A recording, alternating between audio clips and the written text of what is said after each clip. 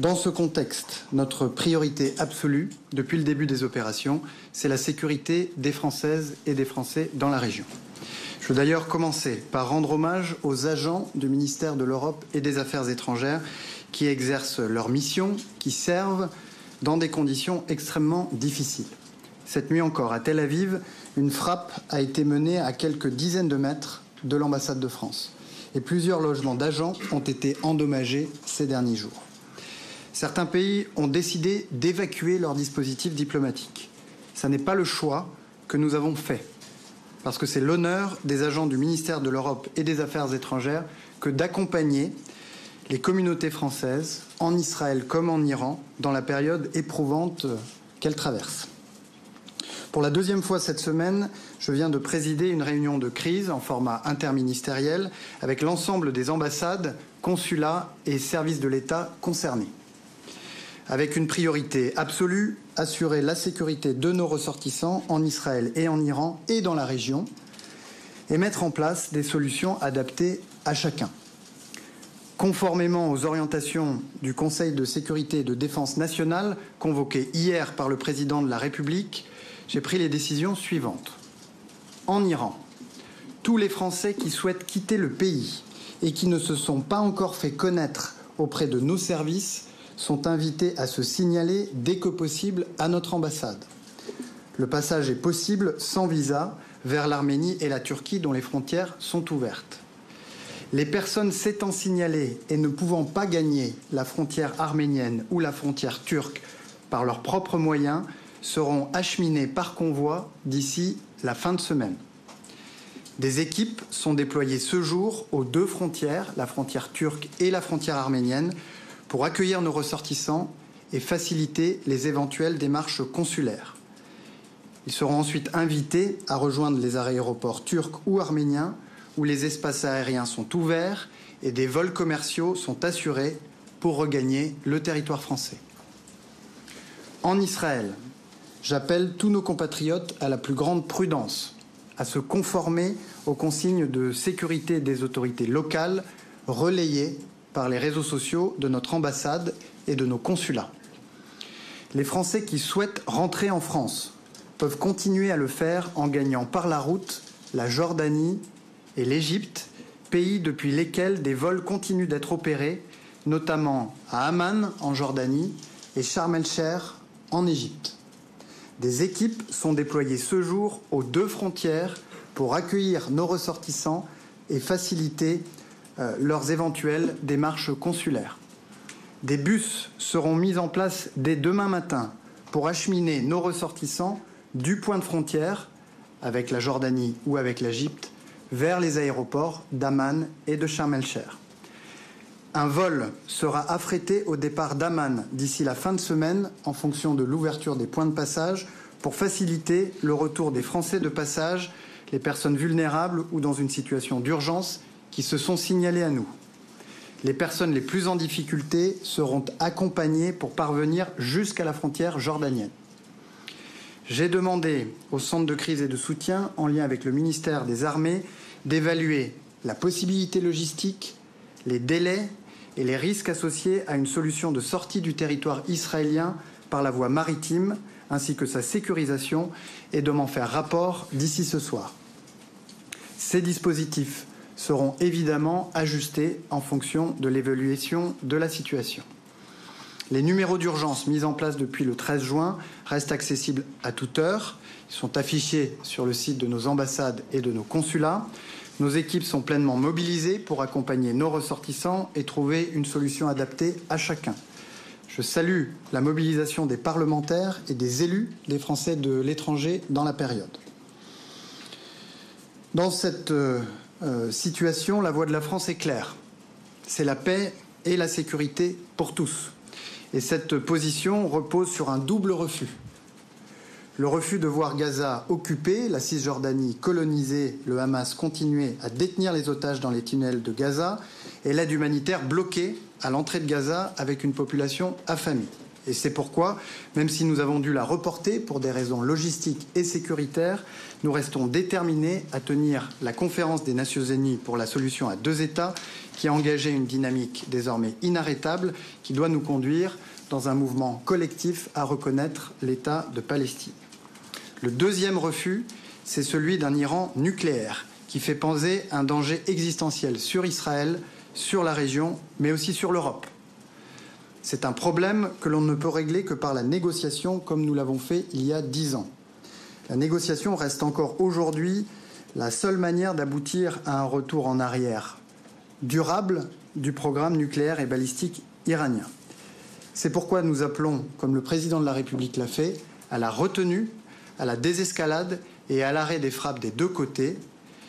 Et c'est pourquoi nous appelons au retour des négociations. De la même manière qu'il y a 10 ans, ce sont les Français, les Anglais et les Britanniques qui avaient trouvé la solution.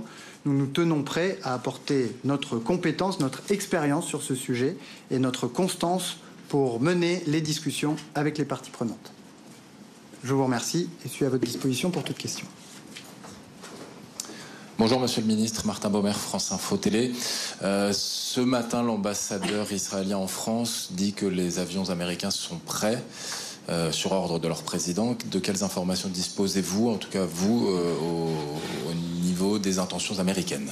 Merci. Je vous laisse interroger les responsables américains en France pour obtenir ces informations. Bonjour, Monsieur le Ministre. La France est impliquée historiquement dans les négociations avec l'Iran, tout comme les Allemands et les Britanniques. Confirmez-vous qu'une rencontre pourrait avoir lieu à Genève demain entre vous, Français et Britanniques et Allemands, avec le ministre iranien des Affaires étrangères? Je vous ai dit il y a quelques instants, nous avons marqué notre disponibilité pour participer à des négociations visant à obtenir de la part de l'Iran un retour en arrière durable de son programme nucléaire et de son programme balistique, son programme de missiles. Lorsque ces négociations se tiendront, lorsque nous y participerons, nous vous le ferons savoir. Clovis Casali, France 24. Que peuvent concrètement faire les Européens? Est-ce que vous pouvez élaborer un petit peu plus sur cette initiative européenne? N'y a-t-il pas des divisions au sein même de l'Europe? On a entendu le chancelier allemand parler d'Israël qui fait le sale boulot avec ses opérations en Iran. Merci. Au contraire, il y a une très forte unité entre ce groupe que dans le jargon diplomatique on appelle le groupe des E3, les Britanniques, les Allemands et les Français, qui, il y a 10 ans, ont permis de faire aboutir la négociation sur le nucléaire iranien, négociation qui a abouti à un recul très net de l'enrichissement d'uranium, des capacités d'enrichissement installées, bref, du programme nucléaire iranien dont on pouvait soupçonner qu'il avait une vocation militaire. Malheureusement, les États-Unis ont choisi de quitter cet accord quelques années plus tard, ce qui a conduit le régime iranien à revoir sa position et ses engagements au terme de cet accord. Nous avons, depuis de longues années, poursuivi ces négociations avec le régime iranien, discussions qui se sont intensifiées l'été dernier, alors que nous approchons l'expiration de l'accord sur le nucléaire iranien d'il y a 10 ans, qui avait donné un point de rendez-vous en 2025.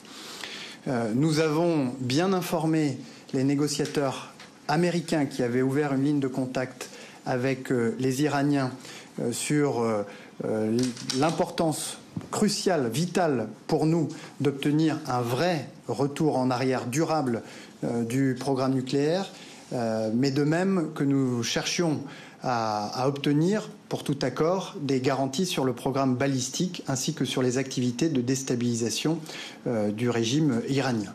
Nous avons fait savoir aussi à l'Iran qu'il convenait, dans cette discussion qu'ils avaient souhaité ouvrir avec les États-Unis, de ne pas jouer la montre, puisque nous restons déterminés à obtenir un accord qui garantisse la sécurité de la France et de l'Europe, sans quoi À l'expiration du délai des 10 ans que nous nous étions donnés collectivement en 2015, nous n'aurions d'autre choix que de réappliquer toutes les sanctions qui avaient été levées.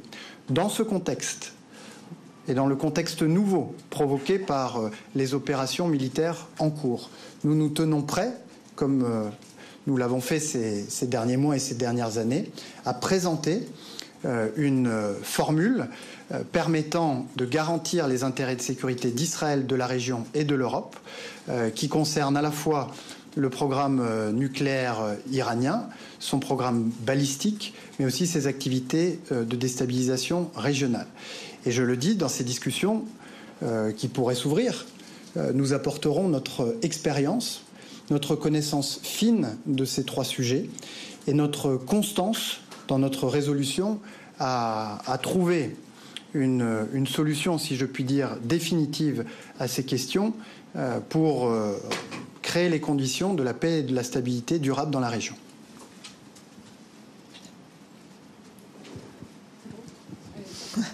Bonjour, Sylvie Corbet, Associated Press. Je me permets de reposer la question parce que l'agence officielle iranienne a annoncé que son ministre des Affaires étrangères serait présent demain à Genève, a priori pour rencontrer ses homologues, c'est ce qu'il attend en tout cas. Donc est-ce que vous pouvez nous dire si vous interprétez ça comme un signe de la part de l'Iran de prendre cette main tendue peut-être que constitue l'initiative européenne? Dans les échanges que nous avons pu avoir avec les autorités iraniennes, leur message a été relativement clair. Il y a une volonté de reprendre les discussions, y compris avec les États-Unis, à condition qu'un cessez-le-feu puisse intervenir. De notre côté, il y a une volonté de reprendre les négociations à condition que ces négociations puissent conduire à un retour en arrière durable, substantiel de l'Iran sur son programme nucléaire, sur son programme balistique et ses activités de déstabilisation régionale.